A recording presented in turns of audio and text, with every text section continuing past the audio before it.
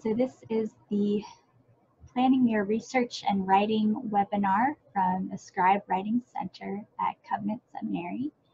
I'm Stephanie Marks, and I'm here in our Tate Rare book room for the Scribe. So we'll be talking about some ideas for just getting started in your writing process.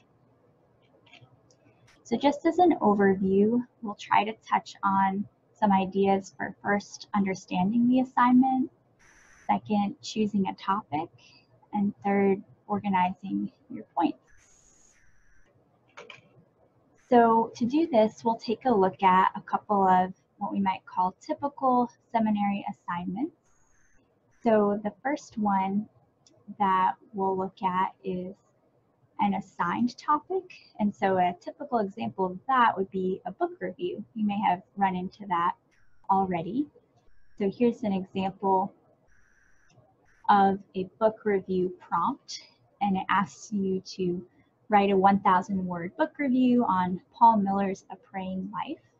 These are some instructions you might see for a book review, such as describing the important themes of the book, reflecting from your own perspective on the book, thinking about people you might recommend the book to for future use, and then trying to, from your perspective, engage critically with the book on a specific point. So that might be looking for more clarification, noticing a weaker point in the argument, things like that that you observed. A second type of assignment you might run into that you would need to plan for would be a more open-ended topic, and that might be in the form of a research paper. So this would be a prompt for a research paper for a New Testament class, and so it has some specific requirements, like using scholarly sources, using the original language, and the fact that this paper would have to have a thesis. So that means that it would need a central argument that you're making throughout your paper. On the other hand, the topic, what exactly you're writing about, is very much up to you. It's pretty open-ended. So as we look at both types of assignments, we want to be sure to understand the assignment well before we move into deciding what to write about. So a simple process to remember for that is TAP. So T stands for topic. So be sure to understand what topic the assignment does specify that you should address. So if you're doing something like a reading review, are there any specific ideas that your instructor wants you to interact with from the book? Who is your audience? So who are you writing this to? So that might have something to do with, if this is a situation where the professor's read the book, they may not want you to include a lot of summarizing. They might want you to include more of your own thoughts. The purpose of the assignment. So here you'd want to look for any action words that are given. Those might be words like reflect, analyze, discuss. There might be questions that are given that you want to be sure that you're addressing. So to give you a little more direction with that, I would recommend checking out another webinar. This is called Decoding an Assignment Prompt, and Dr. Katie Kinney published that on our Covenant Seminary Library YouTube channel. So you can check that out. And we're going to now move into choosing what to write about for an assigned paper topic. So again, that was something like a book review where you're given some instructions about what you need to address. However, you're still going to have to make some decisions.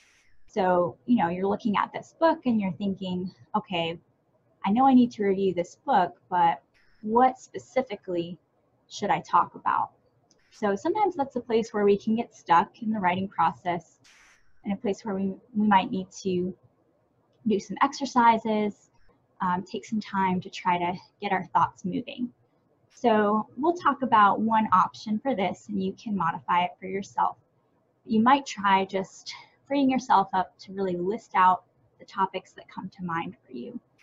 So if you actually just start by jotting down what comes to mind, what you know or remember from your reading, that may be a good way to access things that actually were important since you remember them. Another thing you might try is think about what came up in class discussion that is related to the book. So those might be important themes or ideas to interact with. So again, at this point, we want to be doing brainstorm. We don't want to worry yet about getting the ideas just right. That's going to probably slow you down. So here's an example of a way to brainstorm. This is a free website you can use, bubble.us, and this was dealing with that assignment prompt where we were thinking about a praying life. So you can kind of see that we've got the concept of prayer in the middle, and then this person just thought of whatever topics came to mind that stood out from their reading of the book. So you can begin to organize them, see relationships between them. That's a way to sort of jog your mind. Okay, what should I write about? So then you're going to need to start narrowing down your ideas. So, as you're looking at all these ideas you've generated, you can mark which points seem most fruitful, which you would have the most to say about, which seem most important.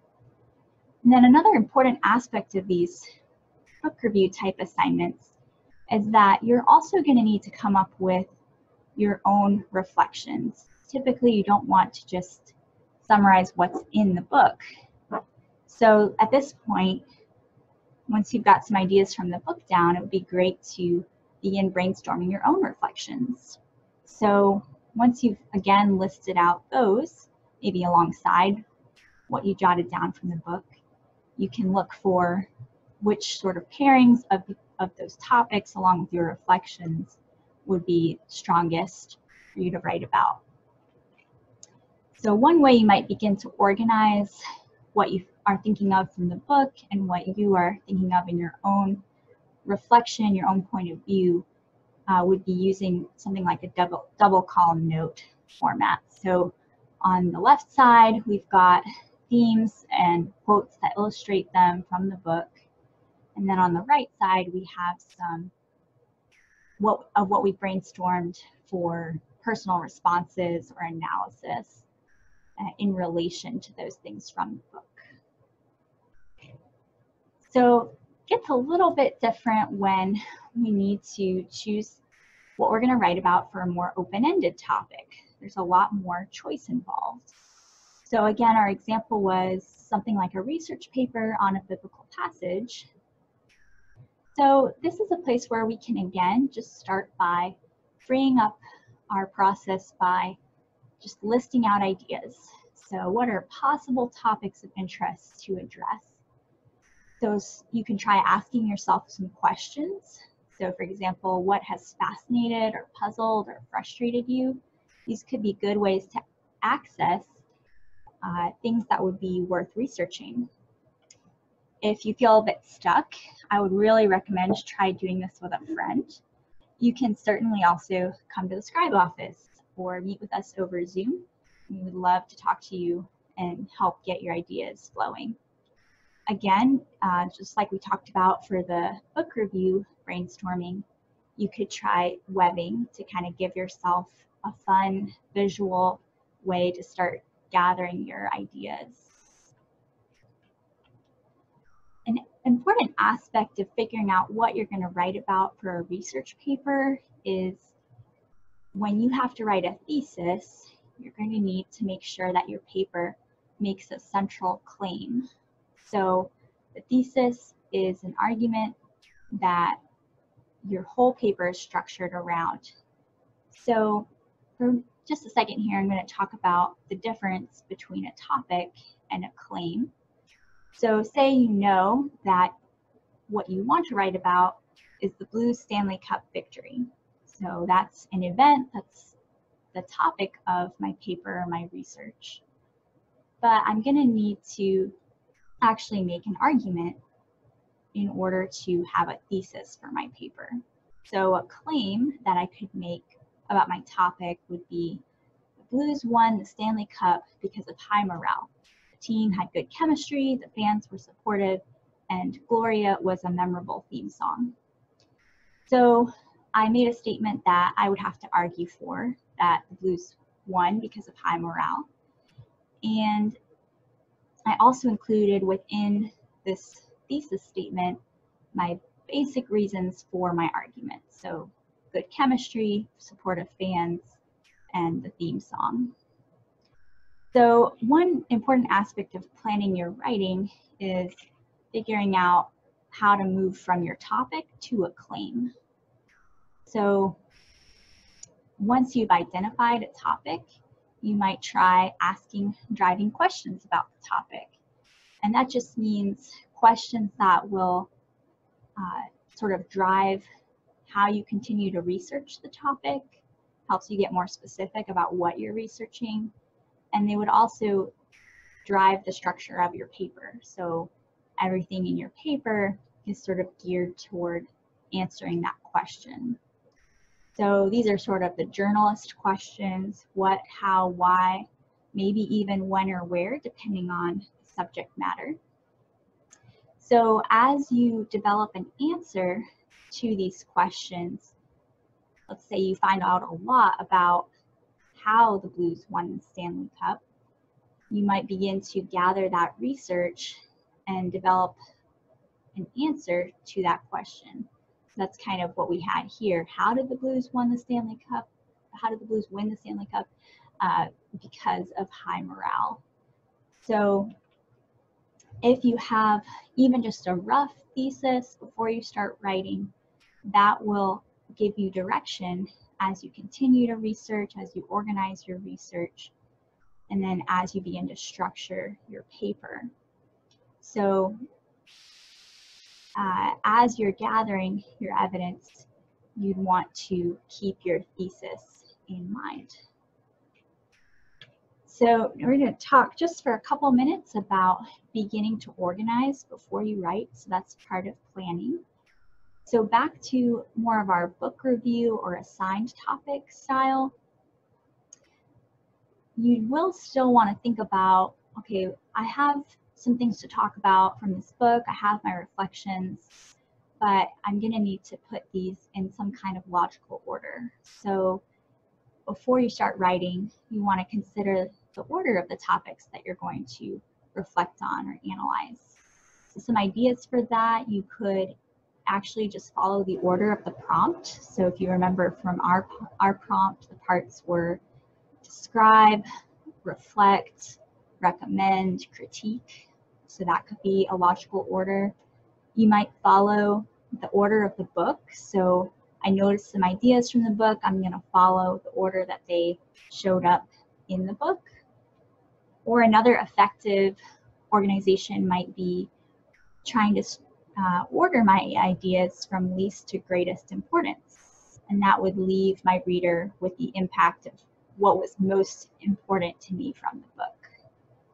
So before you start writing, try to put these ideas in some kind of sequence, whether that's an informal or full outline, so that you have a map of where you're going before you start drafting. Organization is going to be really important on our open-ended assignment so that you are more just coherent with what you're arguing for. So for a research paper, a formal outline is a great tool. There are lots of good resources out there if you just need to do a quick search to remind yourself of the format of a formal outline. We're not going to go into that right now, but I'm just going to mention that an outline for something like a research paper will really help you to make sure that all of your paragraphs clearly support that central thesis that your whole paper needs to be arguing for. So you can kind of see an example of the structure of that below. So we will have to wrap up there, but today we talked about planning your writing in a few steps, so understanding the assignment, choosing a topic, and beginning to organize. And again, if you have questions, you can add them to the comment box in Zoom, and this will be posted on our YouTube channel. So hope to talk more with you about these in Scribe Office if that would be helpful to you. Thank you for watching.